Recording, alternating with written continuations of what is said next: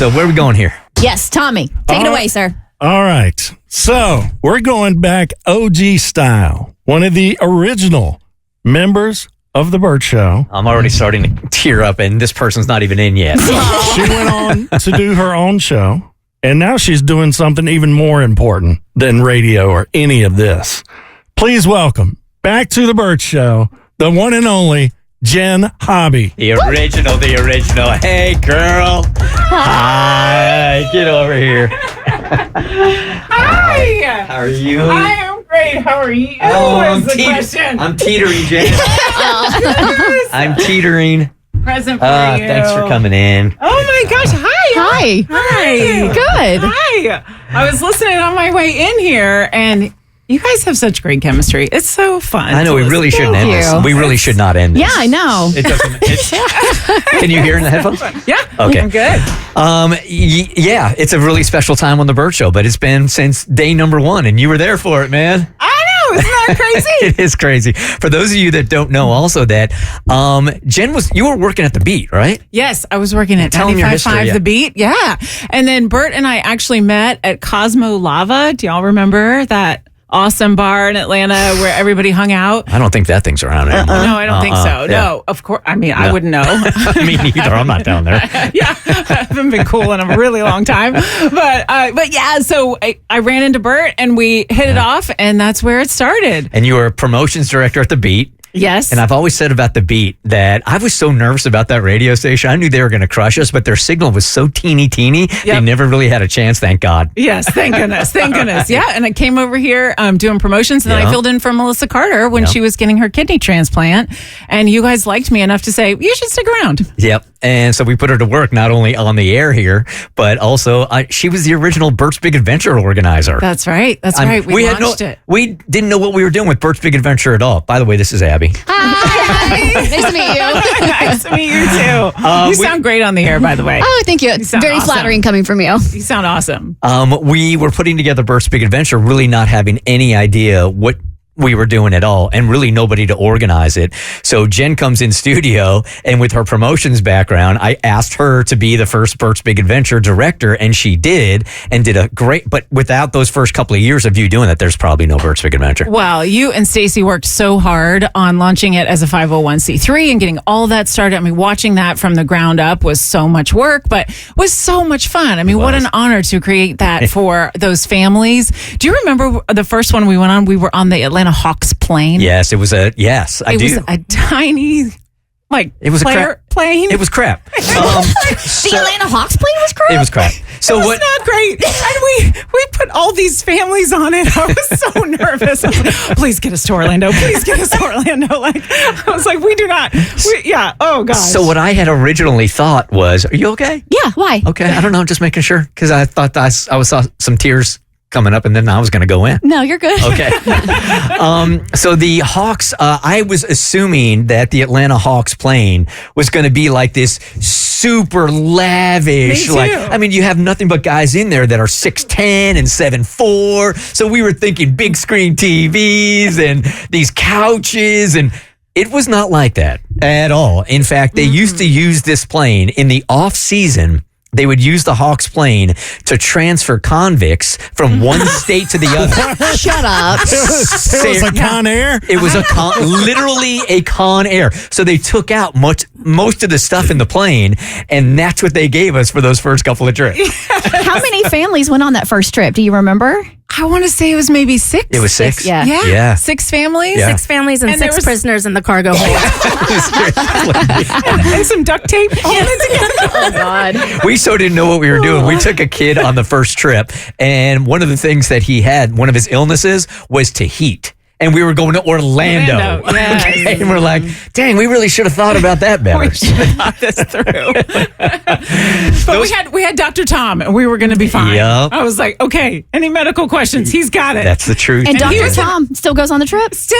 Yes. Oh my gosh. The That's whole medical amazing. staff is Yeah. still on it from the Oh, beginning. my gosh. Dr. Michelle. Yeah. Oh my gosh, I love them so much. Yep. That's so great to hear. I love it. Tom's taking less and less heavy kids, though. Yes. He used to be able to take the heaviest kids on rides. Get a little older now. Yeah, he would carry them all day through the park. That doesn't happen anymore. No, he needs his own skills on the orthopedics somewhere. That's why we now have AB, who is a personal trainer and has muscles on muscles, and he's the one that does the wheelchair transfers instead of Dr. Tom. Yeah. Okay. Yeah. Oh my gosh, I have so many questions. I want to know about your family and how the kids are doing. We could do this forever, man. We'll have to do this at lunch or dinner one night. I know. Those first couple of years, Jen was part of something really special in radio because we had bosses that left us alone. Yes. Right? When we started the show, we were really pretty damn clueless. And I've told this story so many times, but I'll tell it again. When I got here from Washington, D.C., and the radio station hired me, I had no hosting experience at all. Didn't know what I was doing at all, right? But I had this dream to host this show. I get in here, and then I went to Brian Phillips, and I said, you hired the wrong guy, man, because I don't know what I'm doing, and our staff doesn't have any idea. So give us some direction. Give us direction. And Brian said, you go in, you do your thing with your staff, and we'll meet back in 6 months, and you're going to make a whole bunch of mistakes. Just go ahead and make all the mistakes, but just be the Bert Show. And he allowed us to have that kind of freedom. And then we did suck. We sucked really bad, like really bad. It was very bad.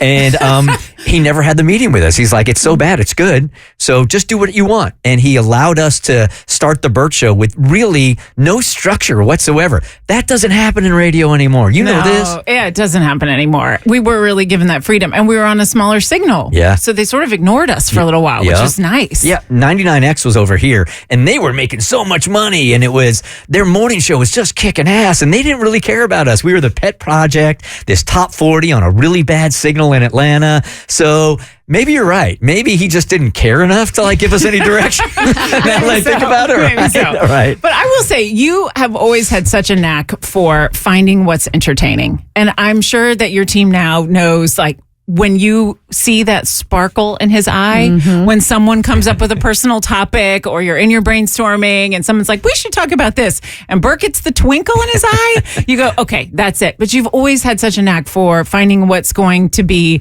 new and interesting and entertaining and captivating for the audience. You've always had that. And that's from day one. Thank you. And I think that you bring the best out of your staff by having that.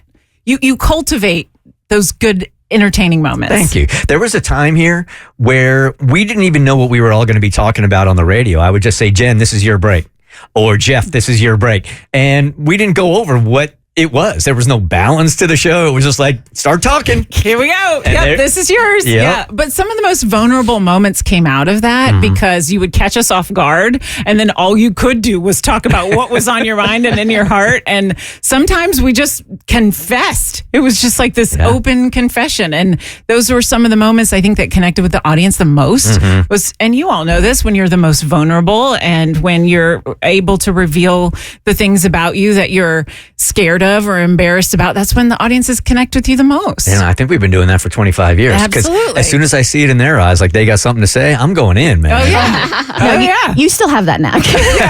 That's still one of his tools of the trade. They also have learned not to say things off the air at all that are vulnerable, because as soon as the mics come on, I'm like, is this okay to talk about on the air? Boom. And then you're in it. And there it is. But it is some sort of crazy therapy, right? It is, for sure. It really helps you through it. Yeah. So we've been asking the former members of the show that are coming back to visit us this last week. Last week we had Mark Owens, a.k.a. Phil Tarana, and we relived some of his stunts and the stunt that got him fired from the air. Oh, my gosh. And I asked Jen to come up. We were texting yesterday, and I'm like, what is a moment that you remember?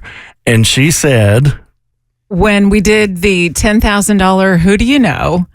Oh, God. It was to find the biggest celebrity to call the show. I'm And the mad phone again. was ringing off the hook, left and right, with every celebrity you could think of. It was such a different time because we didn't have Instagram and social media. So it was a really fun contest because as us on the air, we had no idea who was on the line. Remember, Samuel L. Jackson called us? Yeah. I mean, we had just some of the biggest celebrities in the world ringing that hotline number. Yeah. And you also had a budget because you could offer $10,000, which nobody has anymore. Exactly. We could offer $10,000. and it came down to two people, right? It came down to two, and Bert was mad. I'm so mad even now. Oh no! It seemed seems ridiculous looking back on it because it came down to Justin Timberlake and Muhammad Ali. So pissed. And who was the bigger celebrity? And it seems ridiculous to even debate that now. But back then, Justin Timberlake was like the hottest thing in the world. So even if you, yeah, You got him riled up. I was so mad because and I had the Muhammad Ali connection with my kids. My kids weren't even born yet at this point, but he was in my heart. Like that's the gap that I had between me and my dad. The only thing that I really had was my dad pulling up a TV saying, we are sitting down and we are watching Muhammad Ali fight tonight. Right. So it was in my heart. Plus he's known in every corner of the world. Every corner of the world. I'm still getting mad again that Justin Timberlake beat Muhammad Ali in this contest. So for a long time, I thought this audio was lost. I reached out to Tracy. I said, Tracy, is there any way you can figure out the date that the vote went down on this thing? May 13th, 2008. No way you found it. I called Aaron. Aaron and I met at Yardbirds at the Battery last night. Come on. It was like a drug deal. I drove by in my Silverado pickup truck, and she's on the street and hands me this tape. And I said, is this the tape of the city official having sex with the prostitutes? And so this is it. And VHS. we don't have crazy? time to play it now, Okay. but we've already edited it. And at some point, we're going to relive it. That day where the actual vote, Kristen, they had an actual huge judge come in and lay out defined what celebrity was, and that's how they ended up with their final vote. What else do you remember about those beginning days? Oh my gosh. Just laughing until we cried. It was a free-for-all. It was a free-for-all. And we were wild. I was trying to go back and put together a photo album for you, but my iPhone doesn't have it that far back. I know, right? But I was going through Shutterfly, trying to look for, and there were Halloween parties that were, we were wild. Didn't you guys have We a were wild children? a pool party in the Bitter Ball back in the day as well? Yeah, we had a Yes. lockdown night one night at a hotel also, where if you went to the party, you had to stay in the hotel. What a cluster that was. Oh my God. Yeah. Lawyers would have a field day with our life back then. We couldn't get away with the stuff today that we did couldn't, back then. I mean, we just did all kinds of wild things, but made such incredible memories for people too. Do you remember when Tracy pulled off the surprise wedding? Oh my God, yeah. This was crazy. It was Tracy and Jeff, I think, both at the time working Yes. on this thing down in Piedmont Park. Yes. Now, I don't remember the specifics behind the whole thing, but It was like we had a wedding competition and we fake gave a winner. So the winner who actually won on the air didn't win, but the girl who won was nice enough to help this girl plan it or something like that, right? And we had There's our some whole ruse about it. Anyway, the runner-up ended up actually being the bride, and when she showed up to help plan this other wedding, it was actually her wedding. yeah. Right? Yeah, and we had Did the I whole get that right? we had the whole family there, and at some point we have to find that audio. But it was a series of these things that we were doing in the very beginning of the Bert Show that really put us on the map. Yeah. It was crazy, man. it was crazy. So much fun. So what are you doing now? I mean, you smartly got out of radio before I did, Right. and tell them what you're doing now. So it takes a little bit of a backstory, but my husband and I met because of the Bert Show. Yeah. So I also first have to say Yeah. thank you for saying yes to the South Cobb High School marching band. That's right. Because this little tiny high school had this marching band that was the only one who was going to march in President Obama's inauguration parade. right. Remember, that was such a big Yes, deal. that's right. And Bert was the only one on the show that was like, we can fundraise for this marching band and we can get them there. They needed everything. And the rest of us were like, are you sure? It's kind of the holidays. Like, is anybody going to get behind this? And you were steadfast. Like, we are doing this. We're like, okay. And sure enough, we go on the air. And of course, the audience of the Bert Show comes pouring out. And within a week, we had like $50,000 for this marching band. And when they came in, also walked in their very cute high school principal, who is now my husband, Grant. So, And you guys been married how long now? we've been married 15 years. Isn't that crazy? Yeah, Like the 15. universe made it all happen in the studio. Right, that's right. I know. So, and we have two daughters. So my oldest Lauren is a 7th grader, and our youngest Reese is in 4th grade. Crazy. And Reese is a cancer survivor. So when she was a baby, she was diagnosed with a germ cell tumor, and we went through all of that chemo, radiation, thanks be to God and to Children's Healthcare of Atlanta. She is here today and a survivor and doing so well. But through that experience was really exposed to the lack of funding for childhood cancer research. And I know you all have had exposure through Bert's Big Adventure to some of your kiddos that have gone on the trip. And so I became close with an organization called Cure Childhood Cancer over the years. And Kristen Connor is the CEO, become a really good friend of mine. And this year she said, we need somebody with your exact skill set. How about we talk about what this could look like? And we sure did. We talked about it. And now I work full time for Cure Childhood Cancer. Amazing. Congratulations. That's awesome. Thank you. Yeah, it's great. It's a very mission driven group. I mean, such an incredible team of people. Really two arms of the organization. One, we wrap our arms around families that are going through a childhood cancer treatment and support them in all kinds of ways, whether that's, meals or financial assistance or counseling. And then the other arm is research. So we are funding millions of dollars in research every year to make sure that the brightest and best scientists can get their clinical trials to kids. Do you want to send them to a website or somewhere? Yeah, sure. It's curechildhoodcancer.org. Okay. We'd love for you to go. It's the most Jenn Hobby thing I've ever heard.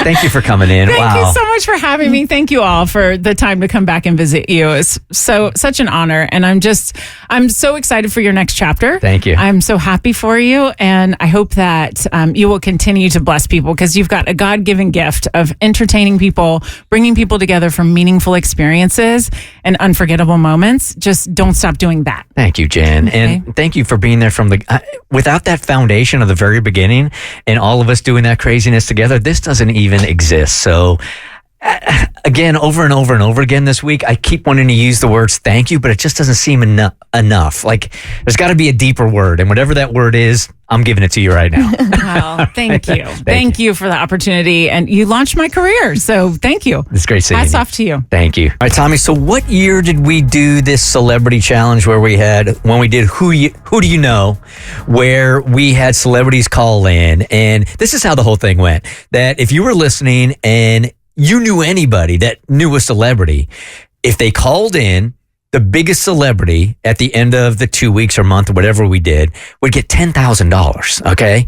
And the celebrity would get $5,000, I think, for their charity. That was their motivation to call in. So we had celebrities calling in left and right on this thing. Here's just a sample of who was calling in back then. Good morning, Adam Levine. Good morning. Good morning. Who is this? Good morning. This is Jennifer Garner. Who is this? What's up, man? It's Kid Rock. Good morning. Good morning. Who is this? This is Morgan Freeman. Who is this? Samuel Jackson. Who is this? This is Sean Connery. Who is this? This is Gwyneth Paltrow. Who is this? This is Justin Timberlake. Who is this? Hey, good morning. It's Jessica Biel. Good morning. Who is this? This is Big Boy from Outkast. Who is this? Danny Glover. Who is this? Hey, it's Ben Affleck calling. I mean, it was A-lister after A-lister after A-lister, and Muhammad Ali was in on that, right? So it finally comes down to the final two celebrities, which is Muhammad Ali and Justin Timberlake. We were just talking about this. And I come in here sure that Muhammad Ali is going to win this. You can't go anywhere in the world. You can't go anywhere in the world not knowing who Muhammad Ali is. But Justin Timberlake was certainly the flavor of the year. Yep. Or the decade. The man's had an impressive career and he was at the peak at that point in time. This might have been the most frustrating part of the Bert Show I have ever felt. This is when I started thinking about retirement. So Tracy found this videotape. This is from May 13th, 2008.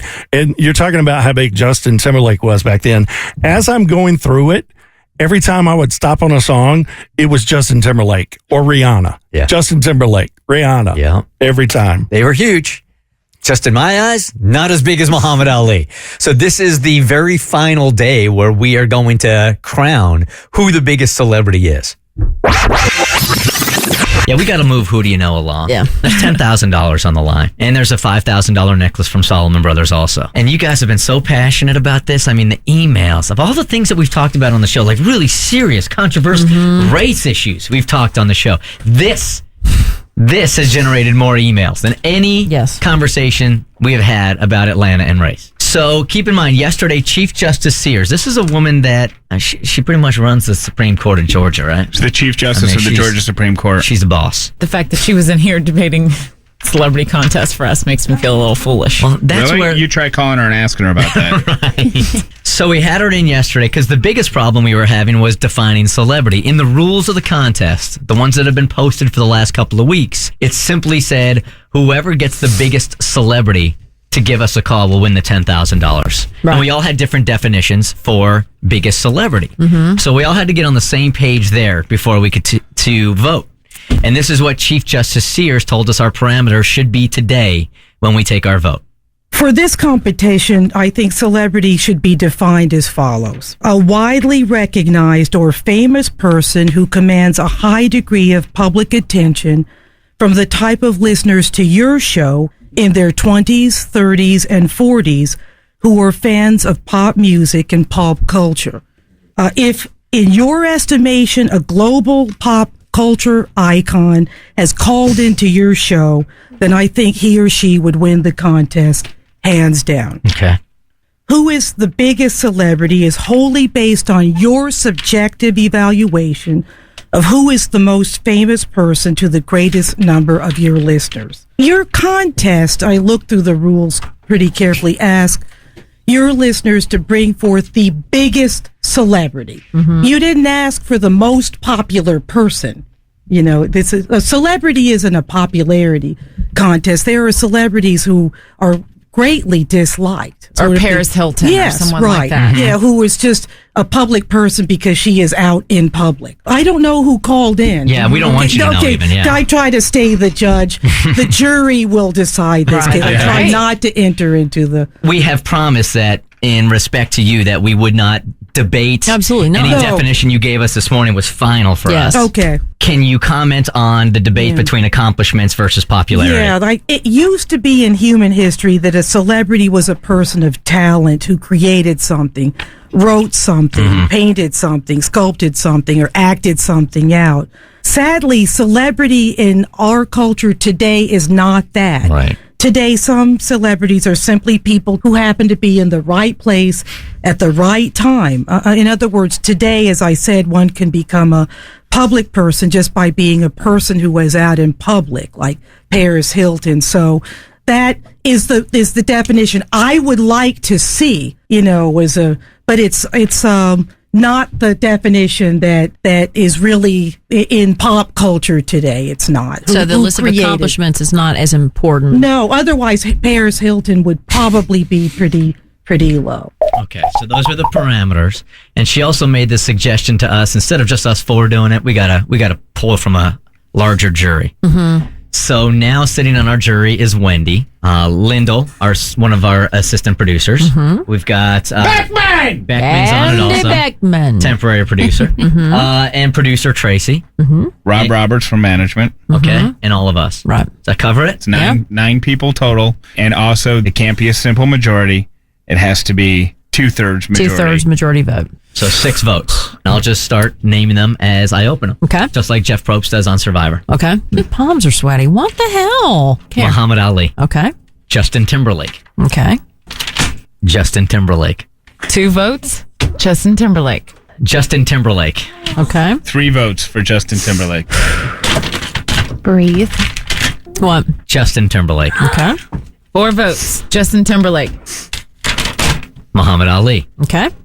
2 votes, Muhammad Ali. 2 votes, Muhammad Ali. 2 more votes, Justin Timberlake wins. Dun, dun, dun. Justin Timberlake. Okay. So this one could be it. 1 more for Justin and he wins. Jeff, this could be it. Uh-oh. Justin Timberlake. So that's official now? So Is that 6 votes for Justin 6 Timberlake? votes for Justin Timberlake. Hey, Lindsay. Hi. The jury has voted, and Justin Timberlake was the biggest celebrity to call for Who Do You Know? You win $10,000. Yay! Congratulations. I'm so excited. Thank you guys so much. You're welcome. And just so you know, if you have anybody in your circle who's fans of Muhammad Ali, you're going to have a hard couple of days. For you. This could have been predicted. Oh, we're going to get slammed Oh, right the now. angry calls. Well, Yeah. I mean, I think that it is, I mean, since it's said and done, Right. we can at least talk a little bit about how what the Chief Justice said yesterday influenced votes. Kenny Chesney, he's got a lot of hits, but we don't play them. We don't play all the hits. So in the spirit of this contest, the word celebrity meant pop culture icon, and then when she expanded it to refer to things globally and things more worldwide, I think that changed my vote, which was originally for Jimmy Carter.